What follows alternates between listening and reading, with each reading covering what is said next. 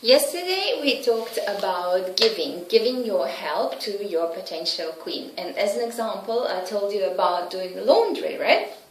And how it should be done to her standards, not your mother's standards, not your standards, but her standards. And that is different from girl to girl. So you should understand what she wants from you with proper communication before you do any sort of act of help. And the feedback from the confused you said that, what if you don't enjoy doing housework for her? Are you not a real knight? Are you not really ready to serve? And are you just a kinky fetishist? Is that all? And no, I think you are a real knight, but you just don't enjoy doing housework. And housework is not your role in her life. That happens. It is not a rule that the man should be doing everything. In fact, he can pay the cleaner to come and clean the house and take the laundry to the shop down the road. There is no need to do it yourself. But, and there is always a but, you have plenty of knowledge in this area and that area, and hobbies and things that you have tried in your life and your professional area that can contribute to her life and her knowledge and development of her brain and soul and personality and whatever else.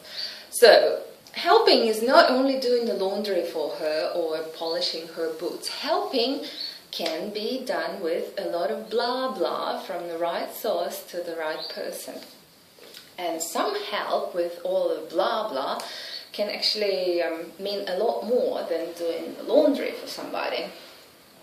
So when you want to help and you want to give help, and you think like, well, I don't really enjoy doing the laundry and I don't like to do the dishes and I don't want to carry a woman's handbag, but maybe you do enjoy teaching her to play guitar that you're really passionate about.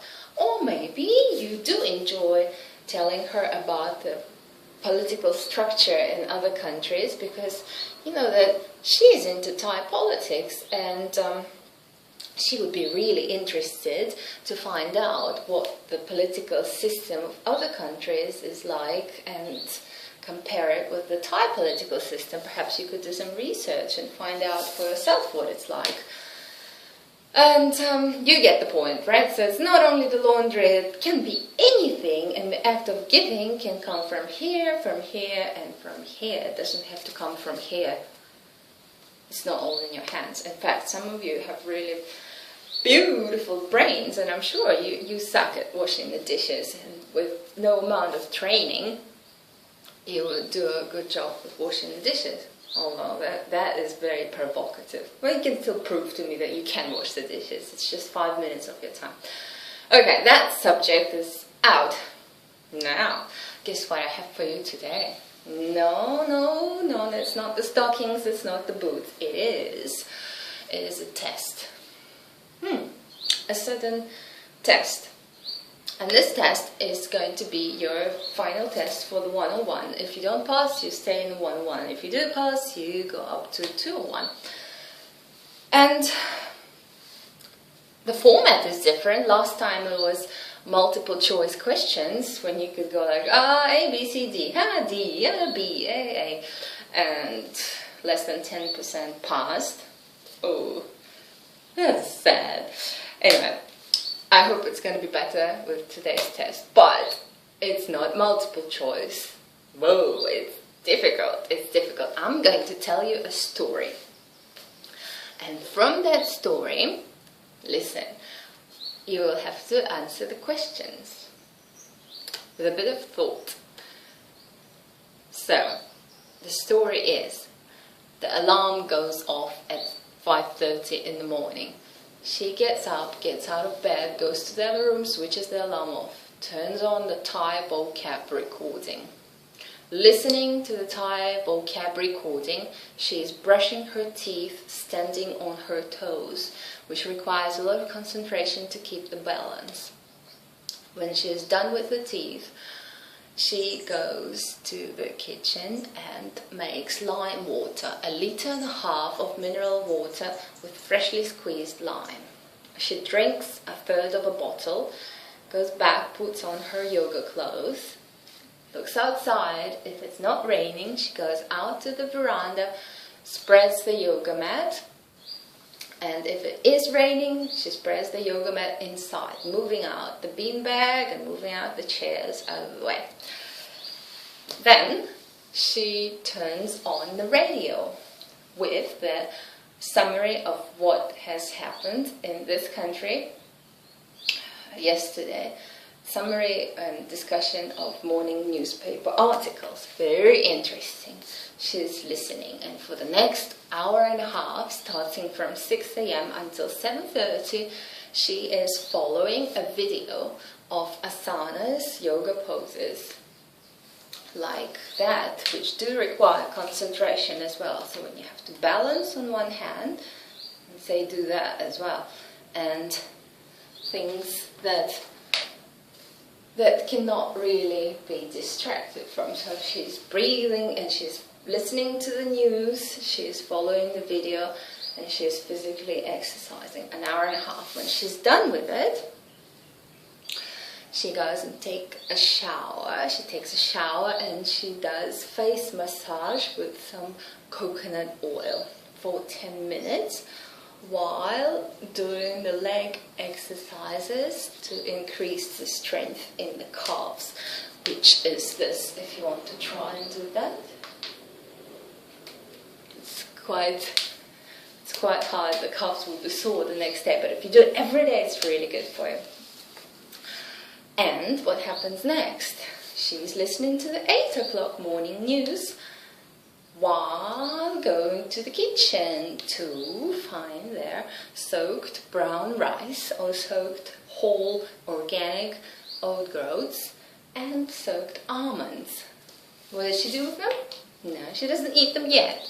She puts the almonds with the sweet dates pitted and washed into the blender with some mineral water and blends it into almond milk, sweet, yummy, nutritious almond milk. What does she do with the rice?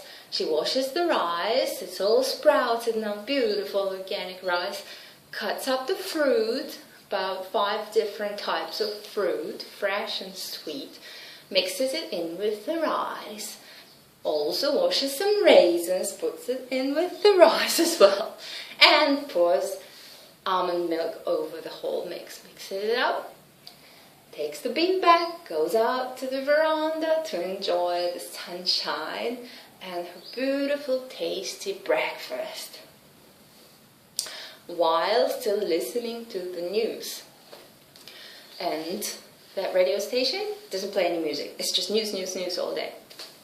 And it's great for learning the language. It's really interesting because of the political situation in Thailand. It's the most exciting thing you can listen to here, really. What happens next? Well, since it's the morning time and the brain is most sharp and clear, the memory is clear, so she wants to use that to its full potential, because she's studying the language and she needs to memorize a lot of words and she needs to speed up her reading. So she takes a newspaper, does some reading, underlines the words that she doesn't know, looks in a dictionary, learns them, and that's what she does for the next, say, 2 hours. Then it's time for a mid-morning snack. And what is mid-morning snack? Mid-morning snack is a few green kale leaves. You know kale? Yeah, kale is good. Kale with sweet mango, frozen bananas and fresh bananas, blended all into this sweet juice smoothie, and she drinks about 1 liter of that. Now, what happens next? Next, she's going back to the newspapers and reads more articles and does more studying. Now it's the lunchtime.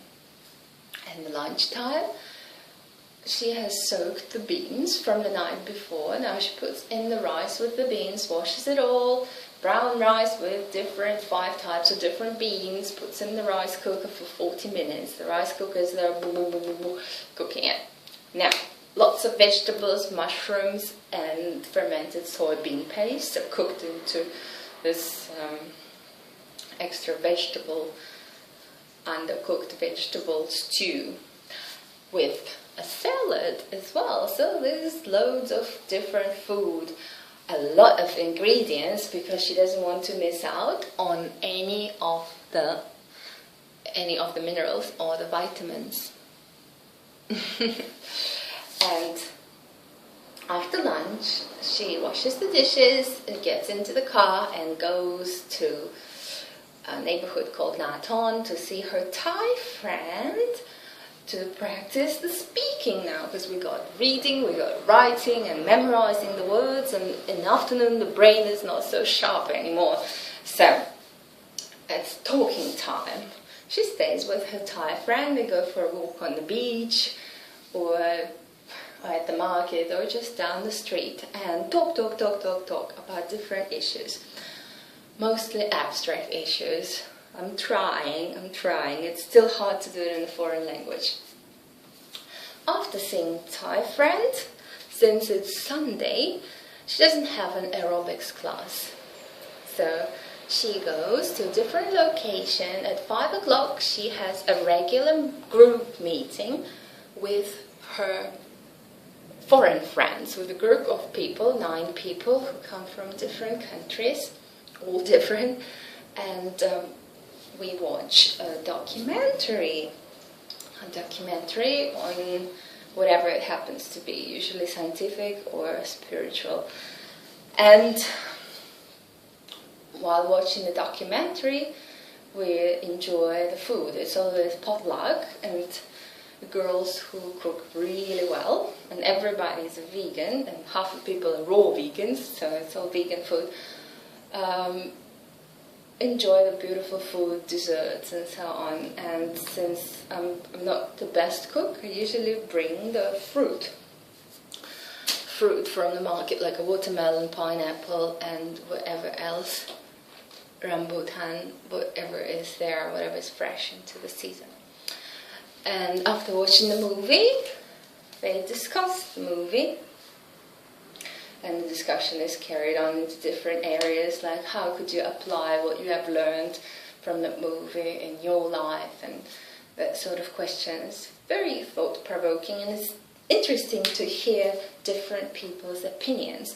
We all come from different countries, but we all live here on Samui, and we all have different backgrounds. We lived in other countries before, we speak different languages, and basically are a mix of different cultures in different bodies. So listening to what other people think, it's almost as fun as reading your emails.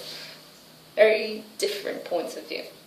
And after that, at about 8 o'clock, she goes back home, drives her car, and she's home at about 8:30. And since her usual time to sleep is 9 p.m., she will soak the rice and soak the oat groats, soak the almonds for the next morning, go take a shower, and take a shower about 4 times a day, since it's a hot climate. And first, it's very enjoyable to be splashing around in cool water, and second, you do sweat a lot, so you have to take a shower often.